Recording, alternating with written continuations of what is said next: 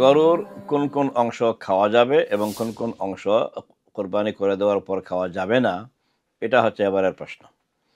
তার জবাব হচ্ছে যে দেখেন, গরু বিসমিল্লাহি আল্লাহু আকবার বলে জবাই করলেন, তাইলে আস্তা গরু আপনার জন্য হালাল হয়ে গেল।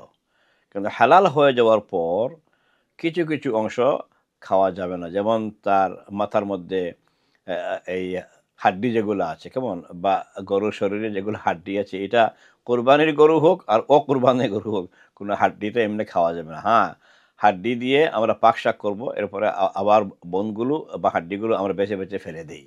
এটা এটা এই যে এটা এটা এটা খাওয়ার আইটেম না।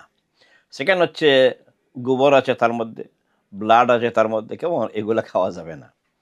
৩ নম্বর হচ্ছে যে কিছু অংশ আছে এমনি, মানে খাওয়ার বেলায় এগুলা মানে অখাদ্য আমরা মনে করি। এর মধ্যে হচ্ছে ১ নম্বরে চামড়া, এরপরে শিং, এরপরে পায়ের খুর, এগুলা না খাওয়াটাই হচ্ছে উত্তম। এইজন্য যে এগুলা অখাদ্য জিনিস আমরা মনে করি। তাছাড়া খাদ্য বলতে যত কিছু আছে এই সবগুলো ইনশাআল্লাহ খাওয়া যাবে, কোনো সমস্যা নাই। আল্লাহ সুবহানাহু ওয়া তাআলা আমাদেরকে হালাল এবং হারাম বুঝে খাওয়া এবং খাওয়া থেকে বিরত থাকার তৌফিক দান করুন। শুকরান, জাযাকাল্লাহু খাইরান।